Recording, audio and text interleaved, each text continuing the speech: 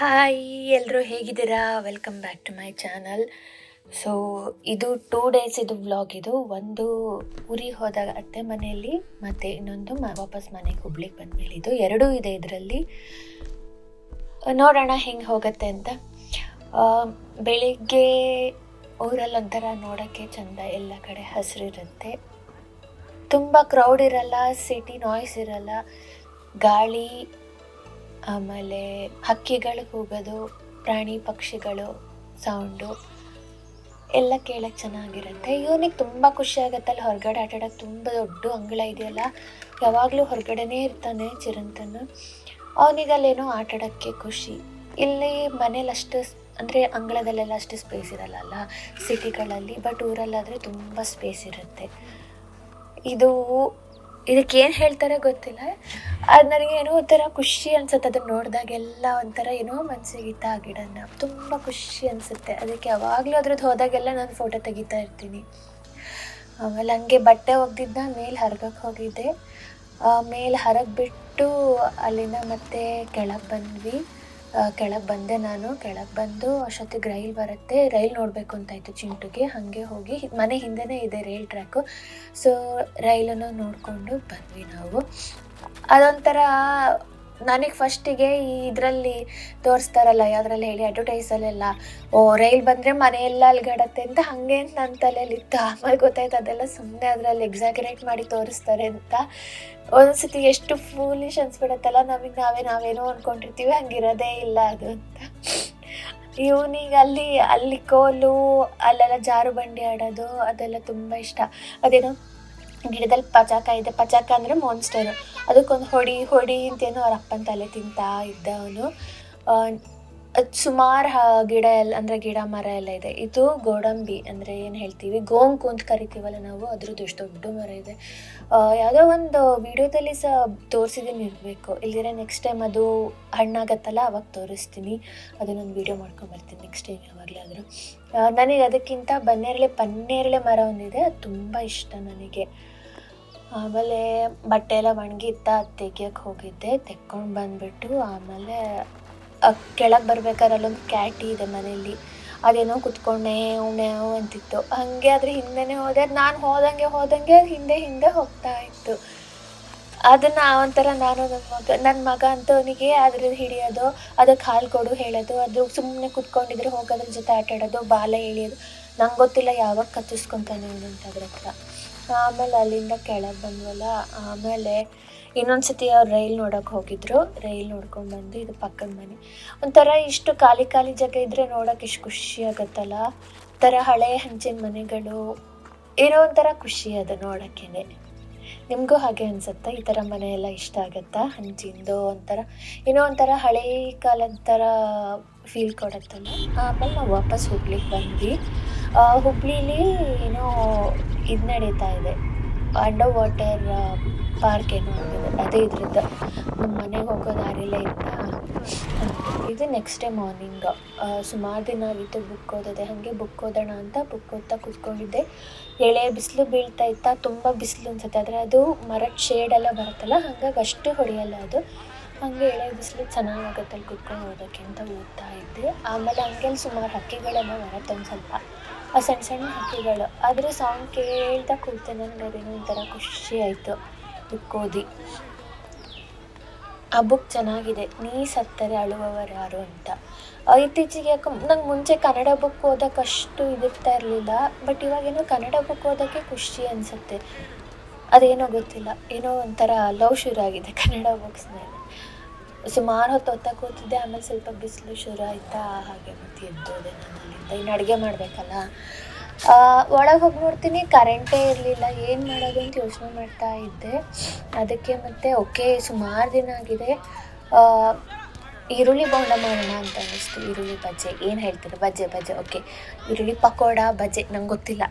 ನಾನು ಎಲ್ಲದಕ್ಕೂ ಬೋಂಡ ಬಜ್ಜೆ ಹೇಳ್ತಾ ಇರ್ತೀನಿ, ಆದರೆ ಒಂದೊಂದಕ್ಕೂ ಒಂದೊಂದು ಹೆಸರಲ್ಲ. ಬೋಂಡ ಅಂದರೆ ಬೇರೆ, ಬಜ್ಜೆ ಅಂದರೆ ಬೇರೆ, ಪಕೋಡ ಅಂದರೆ ಬೇರೆ. ಏನೋ ನನ್ನ ಕ್ಲಾರಿಟಿ ಇಲ್ಲ. ನೀವೇ ಸ್ವಲ್ಪ ಕಮೆಂಟಲ್ಲಿ ಹಾಕಿ ಇದಕ್ಕೆ ಏನು ಹೇಳ್ತೀರಾ ನೀವು ಅಂತ. ಹಾಗೆ ಮಾಡ್ತಾಯಿದ್ದೆ. ನನ್ನದೇನು ಸ್ಪೆಷಲ್ ರೆಸಿಪಿ ಏನಿಲ್ಲ. ಈರುಳ್ಳಿ ಹೆಚ್ಕೊತೀನಿ, ಅದಕ್ಕೆ ಸ್ವಲ್ಪ ಇವತ್ತು ಕೊತ್ತಂಬರಿ ಸೊಪ್ಪು ಹಾಕಿದೆ, ಕರಿಬೇವು ಇರಲಿಲ್ಲ, ಅದಕ್ಕೆ ಚೂರು ಕೊತ್ತಂಬರಿ ಸೊಪ್ಪು ಹಾಕಿದೆ, ಉಪ್ಪು, ಖಾರದ ಪುಡಿ, ಕಡಲೆ ಹಿಟ್ಟು, ಒಂದು ಸ್ವಲ್ಪ ಜೀರಿಗೆ ಹಾಕ್ತೀನಿ ನಾನು ಒಂಚೂರು.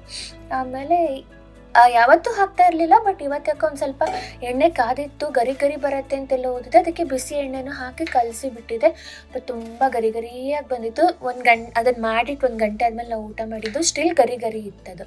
ಖುಷಿ ಆಯಿತು, ಓಕೆ ವರ್ಕ್ ಆಗತ್ತಿದು ಅಂತ. ಕೆಲವೊಂದು ಸತಿ ಯಾವುದೋ ಟೈಪು ಯಾವಾಗಲೂ ನೆನಪಾಗತ್ತಲ್ಲ, ಬಟ್ ಅದು ಮಾಡಿದಾಗ ವರ್ಕೌಟ್ ಆದರೆ ತುಂಬ ಖುಷಿ ಆಗುತ್ತೆ.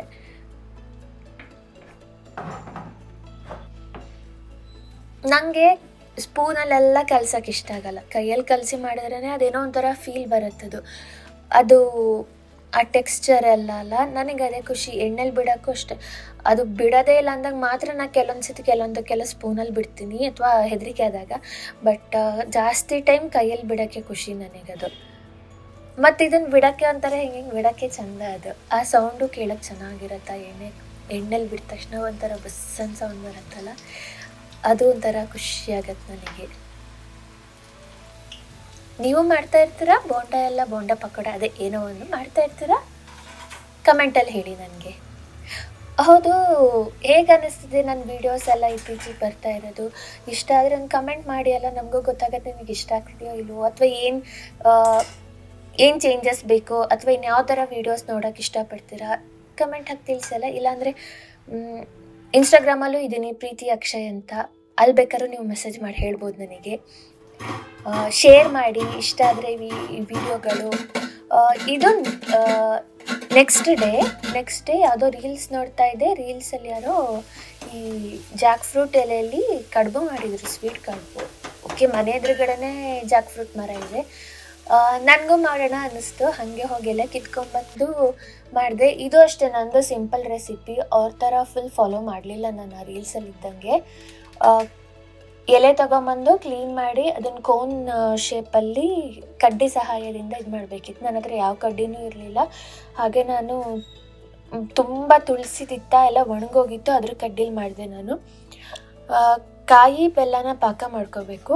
ಆಮೇಲೆ ಸ್ವಲ್ಪ ಅಕ್ಕಿ ಹಿಟ್ಟನ್ನ ನಾನು ತುಪ್ಪದ ಜೊತೆ ಮಿಕ್ಸ್ ಮಾಡಿ ಫ್ರೈ ಮಾಡಿ ತುಂಬ ಹಿಟ್ಟು ಕಲಿಸ್ಲಿಲ್ಲ ನಾನು, ಅದನ್ನು ಹಾಗೆ ಎಲೆಗೆ ಫುಲ್ಲು ರೌಂಡ್ ಒತ್ತಿದೆ ನಾನು. ಯಾಕಂದರೆ ಲಾಸ್ಟ್ ಟೈಮ್ ಮಾಡಿದಾಗ ತುಂಬ ಒಂಥರ ಹಿಟ್ಟೇ ಸಿಕ್ತಿತ್ತು, ಅದಕ್ಕೆ ಈ ಸತಿ ಕಮ್ಮಿ ಹಿಟ್ಟು ಹಾಕಿ ಅದ್ರ ಮಧ್ಯ ಹಿಟ್ಟೆಲ್ಲ ಫುಲ್ ಕವರ್ ಮಾಡಿ, ಆಮೇಲೆ ಅದರ ಮಧ್ಯದಲ್ಲಿ ಕಾಯಿ ಬೆಲ್ಲ ಪಾಕ ಹಾಕಿ ಮೇಲಿಂದ ಮತ್ತೆ ಮುಚ್ಚೋದು, ಹಿಟ್ಟಲ್ಲೇ ಮುಚ್ಚಿಬಿಟ್ಟು ಅದನ್ನೊಂದು 20 ಮಿನಿಟ್ಸ್ ನಾನು ಹಬೆಯಲ್ಲಿ ಬೇಯಿಸಿದ್ದೀನಿ.